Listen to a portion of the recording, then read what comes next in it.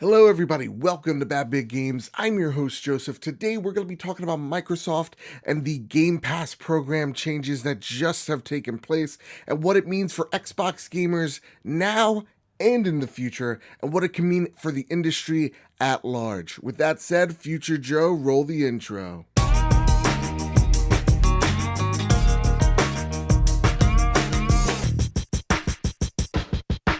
So first things first, let's get everybody on track of what Game Pass is. Game Pass was originally announced and released back early 2017. I know it seems like forever ago. And it was officially released in June of that year. And what Game Pass essentially is a Netflix styled service for your Xbox games, whether they're the 360, whether they're your Xbox One games. It makes it so that the whole library of Xbox is open to you. Well, I shouldn't say whole library. A few hundred games are available to you. So if you want to play games like Halo 5, Gears of War 4, you can do that. If you want to go all the way back and play games like BioShock, if you want to play games like Red Dead Redemption, those games are available for you, and you can play as many as you want for the low cost of $9.99 every single month. Now, to be honest with you, that deal back in the day, it surprised me. It got me excited because, yeah, a Netflix style of service, that's actually pretty awesome. You know, PlayStation has PlayStation Now, but it's the streaming like service that doesn't really stream that great, right? You're paying $20 a month rather than $9.99. It just was overpriced, and just the technology still to this day doesn't seem like it's there, and nor that anybody really wants to try out. So with that, we come with today's announcement out of Microsoft, and that is that Game Pass now, with all new Xbox games, I was going to say PlayStation for a second, all major Xbox published games like Sea of Thieves, Crackdown, Forza, Halo, Gears of War, whatever is published by Microsoft will be day one Game Pass, meaning once they hit street date, they'll be up on Game Pass for people to try out and play for as ever long as they want until they're ending their subscription of Game Pass. So, right off the bat, if you are an Xbox fan, this is awesome. I mean, if you are a Xbox fanboy, you should have already had this to begin with, but now it's even a better service. You get to play all the new games essentially $9 every month. That's not a bad deal. It really is. I mean, if you buy every Forza, if you buy Crackdown, if you buy Sea of Thieves, right off the bat, you're saving more money if you go for a year of Game Pass than buying those three games.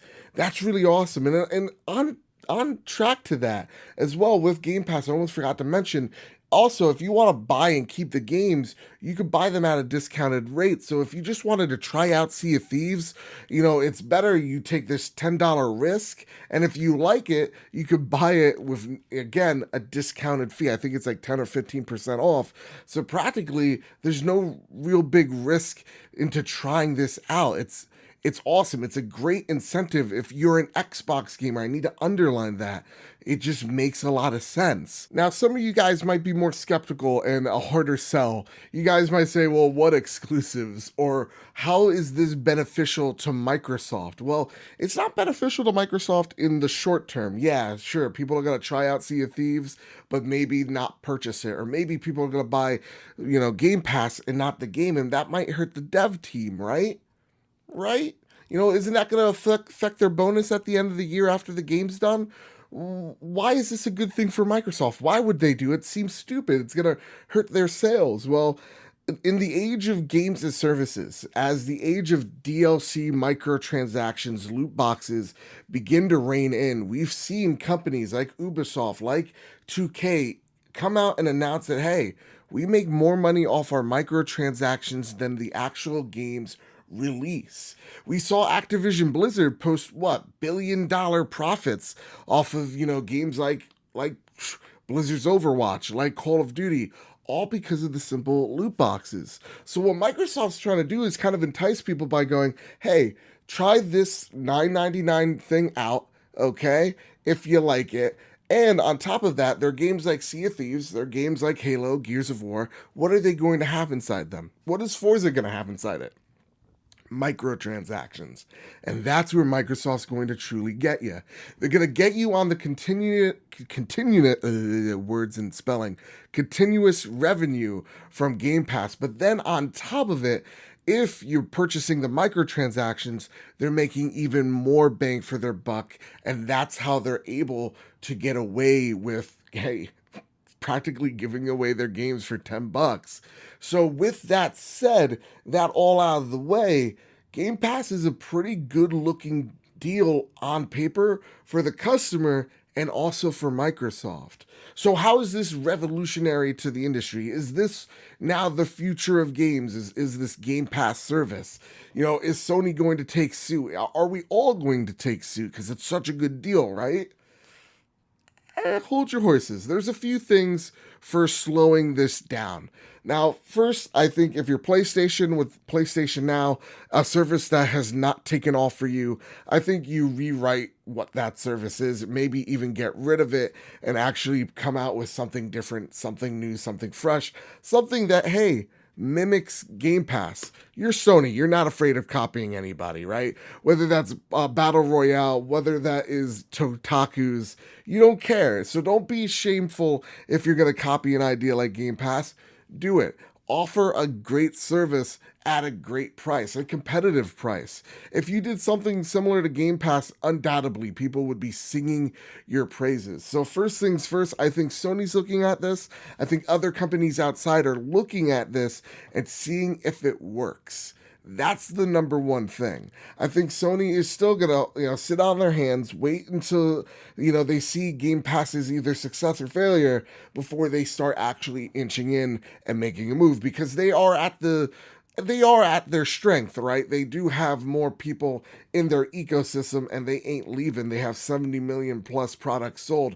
So they have the advantage of sitting on their hands and watching how this thing turns out.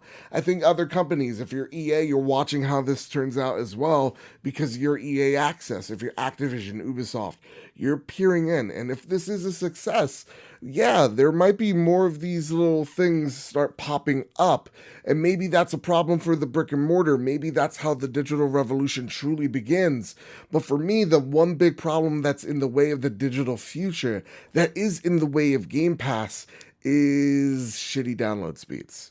And when I say that, North America, US especially, whether you're in the South to the Midwest, you do not have good internet. And that sucks. If you're not in the metro areas like I am, you are hit with really terrible speeds. I know I met some people who still are with dial-up like speeds. So that is the only thing that's really truly stopping the digital revolution from really truly taking place, is that brick and mortar stores, they are still needed in some type of capacity. So with that said, Game Pass, is it the future?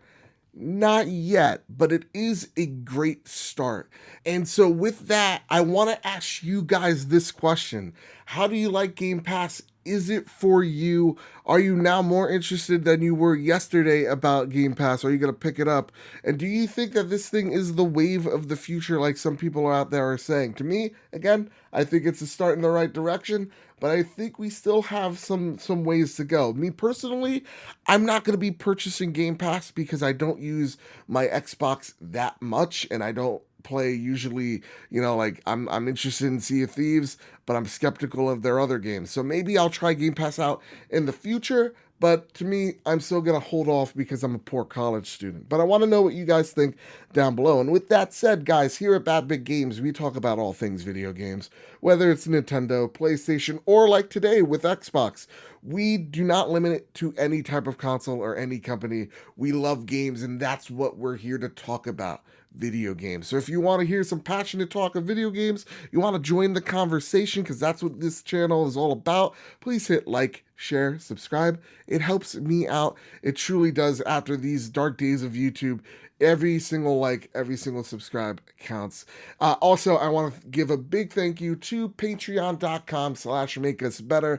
There you can, just $1 a day keeps the debtors at bay. It helps keep the lights on. It helps us, really truly does make us better. And I want to thank everybody who's out there, all of our patrons. Thank you so much for making us better. Now, with all that said, and all that out of the way, Everybody, keep your wits about you and have a nice one.